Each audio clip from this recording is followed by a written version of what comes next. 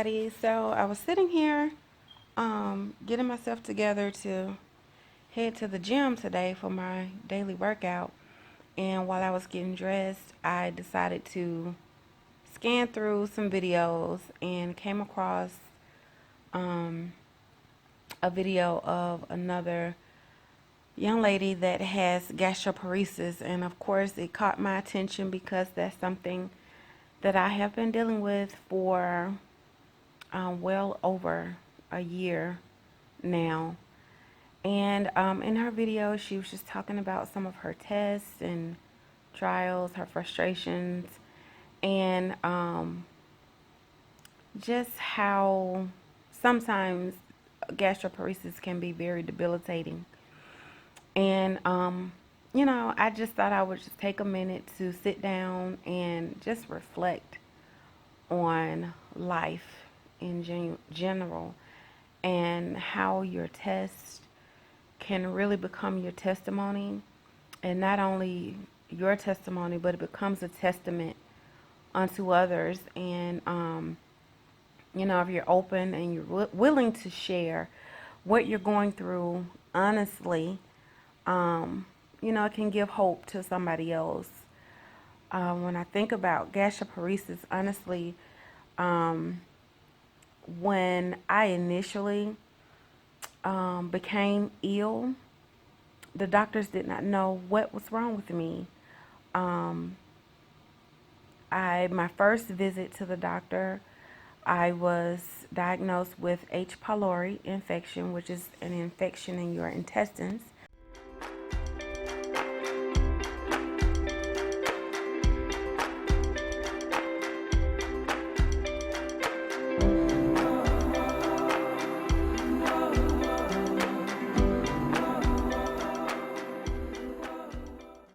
And I was told that I got it from something I ate or drank. And they couldn't tell me what or where I contracted it from. I Googled it, and it seemed like it was something more prominent in areas where, there is a lot of disease and famine. Places that you think of, where people just really don't have a lot and they're having to drink dirty water and things like that. And here I am in the US and I've contracted this infection. I was in a lot of pain and really sick, could not eat. I threw up everything. When I say everything, I could not even drink water. And, I was on several different antibiotics as well as pain medication. And I was thinking, okay, this is it. They were telling me, I had to give it 35 to 40 days for the medicine to take effect, and then I would have to be tested for it again. And it should go away. So I was taking this medicine, and honestly, the medicine made me feel worse than the infection did. And I was told that that was normal. It was because the treatment was so aggressive that it was pretty much tearing my body down. But after all the treatment, I go back to the doctor and they tell me, okay, it looks like it's gone, but we'll have to test you again in another 40 days. In the midst of that, I was still sick. I was so nauseous and I just really can't even explain how I felt. I was extremely tired all the time, dizzy all the time. The smell of food made me sick. It didn't matter what it was, just the smell of something cooking, or, if my family ate out or, got delivery, the smell of it made me sick. The smell of fragrance made me sick. The pain. I was had intense abdominal pain, to the point to where I was bent over most of the time. When I would try to go to sleep at night, I could not sleep. And even though I had not eaten, there was still fluid coming up, and I had to sleep sitting straight up, pretty much like I am now, and it was just horrible. Sometimes, once I did fall asleep, I would wake up in the middle of the night gagging and have to run to the bathroom and spend hours in there just, holding my stomach and just praying that God will give me some type of relief. But, was going back and forth to the doctors. I was still going to work. I would be at work really sick, and some of my coworkers that knew that I wasn't feeling well, they would come and check on me often. Um, Praying over me. My wonderful assistants, they they just didn't know what was going on. They prayed over me so much because, it wasn't like me to just not be in a happy mood. And, anyone that knows me knows that I'm generally smiling, very upbeat, and just in a very good mood, and, just like to share love to people. But during that time, I just felt horrible. Horrible is an understatement. But I just felt really bad. Um, the doctors didn't know what was wrong with me. I was going to my primary, my general doctor, and they were running tests. They were doing blood tests and different things, and they didn't know what was wrong. I did CT scans, I did X-rays, all kind of tests, and everything was coming back normal. They didn't see any type of blockages or anything like that, and everything was coming back normal. So my doctor finally sent me to a specialist, and a GI specialist, and I actually went to two different specialists. But the first one I went to, um, she did a endoscopy, an upper endoscopy, where they put you to sleep and they put the tube down your throat to kind of just look around your digestive system. And with the first one, overall, I've had about ooh, 8 to 10 of these endoscopies done, where I've had to be put to sleep and they look, just to see what's going on.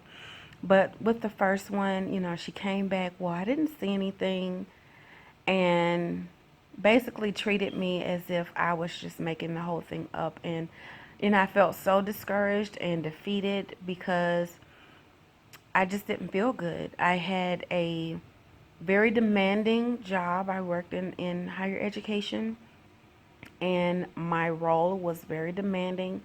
I loved it. I loved what I did. I loved the impact that I had on those that I served, and um, I just loved my job.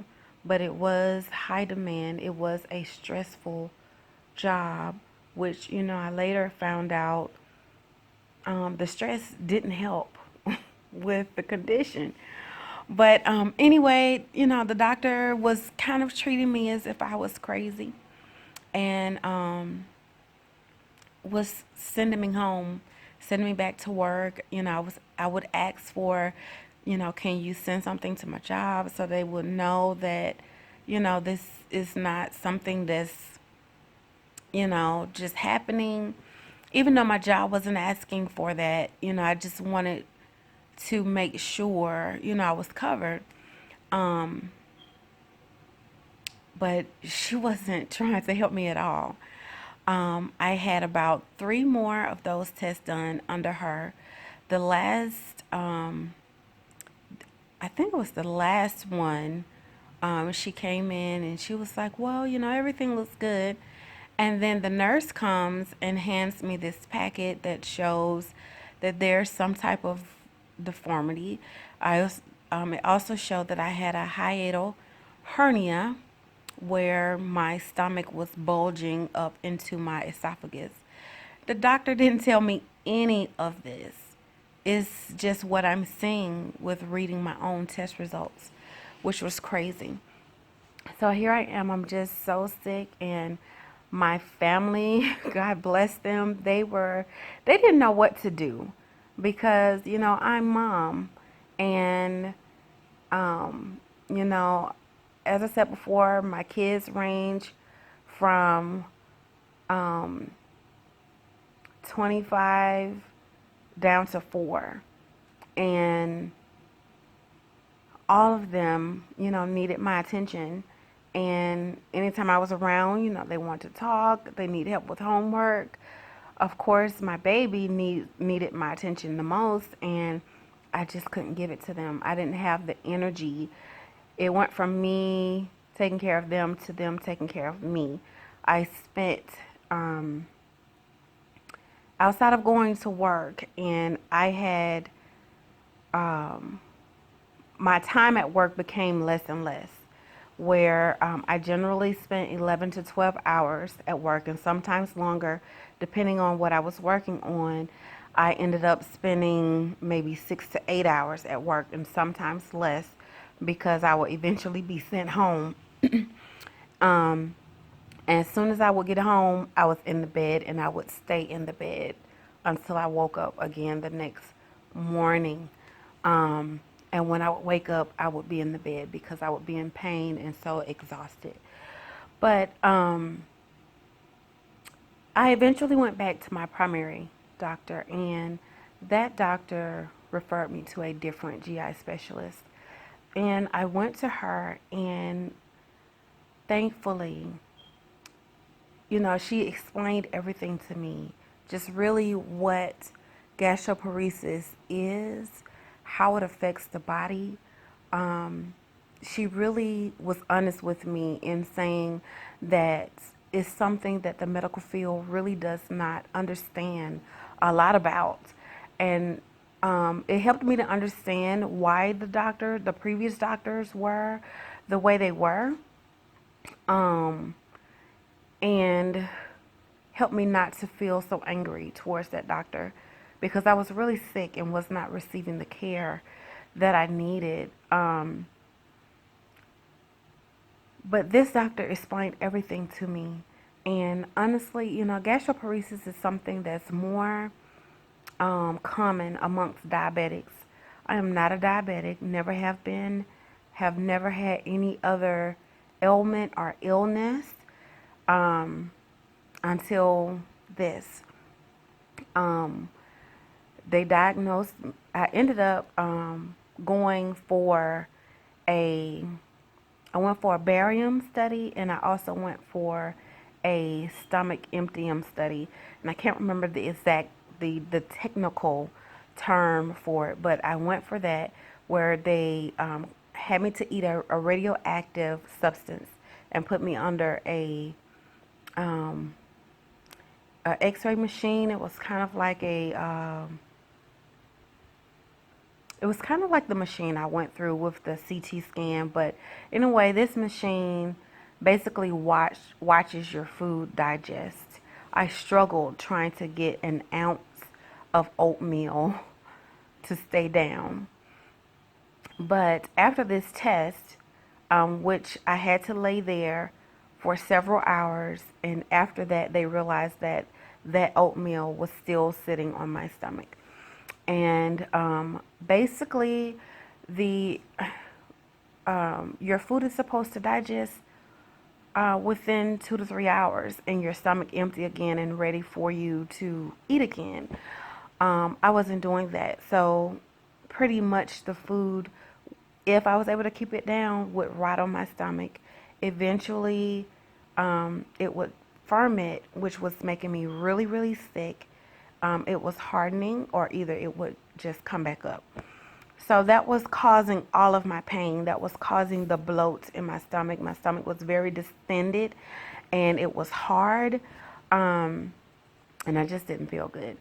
So, eventually, my new doctor put me on a regimen of different medicines, and it took a while to find the right things that helped me, but I eventually found the right things that gave me some relief, and I was able to start eating again.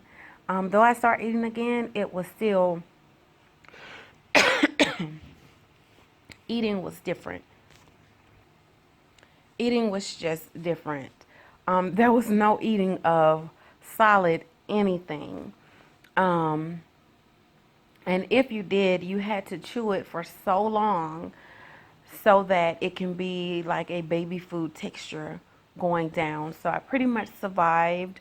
Um, Early on in the sickness, I survived off of Chick-fil-A chicken noodle soup. And I pretty much just ate the broth. Sometimes I was able to eat the noodles out of it. But I tried like Campbell's chicken noodle soup, which is like nothing but a few noodles and a whole bunch of broth. I could not keep that down.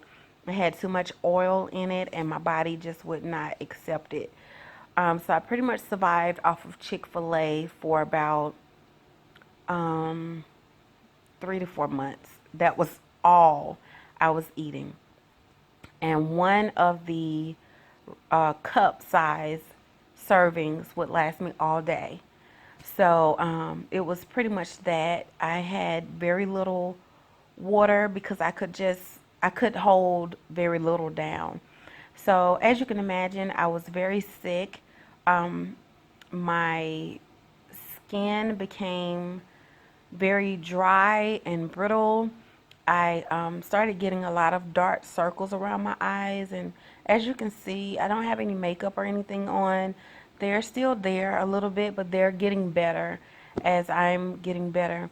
But they were really, really dark to the point to where I wouldn't go out in public without makeup on because I was just very malnutritioned and was not getting enough vitamins in. I was very deficient in vitamins. I was very dehydrated and just very weak and just did not feel good. Um, it was to the point to where I started working from home for a while. Eventually, that turned to a leave of absence, and I eventually just ended up not working at all, which was hard for me because I had been at my job for a very long time. And like I said, I just loved what I did. I loved my students. I just loved what I did. And so gastroparesis, to say the least, completely changed my life. Since going through this or since being diagnosed with gastroparesis, I have such a change in my thought pattern towards people that have illnesses. Of course, when you hear someone with cancer or someone, with something else that is considered to be terminal and they're going through all this treatment, I think everyone has a tug at the heart for them because that's something that's common or more known about. But then, things that are not as well known, people tend to not show that much care and concern because they don't really understand what you're going through. And but to see someone with gastroparesis and to be around them for an extended period of time is to know truly what the struggle is. It's hard. It's very frustrating. Um, and, it is very debilitating to go from being super healthy, other than being overweight, to go from being super healthy to being sick all day, every day is discouraging to say the least. Now, I have all faith in God, and I knew and trusted that, there was a plan, there was a purpose, there was a reason for all of this. And, I prayed a lot. My husband prayed over me. My children prayed over me. Now, to see my 4-year-old, then 3-year-old, when I was initially diagnosed, um, praying over me, like really praying because she wants her mommy to get up. is to understand really what it is. Um, I recently had surgery on my stomach, and it was something that my doctor recommended. I had a portion of my stomach removed, the portion where the vagus nerve lies. Um, it was not a lot, but enough to where it has given me some relief. There was a 50-50 chance that I would get better or I would get worse. So it was very scary because the damage to the vagus nerve is actually what causes or contributes to gastroparesis.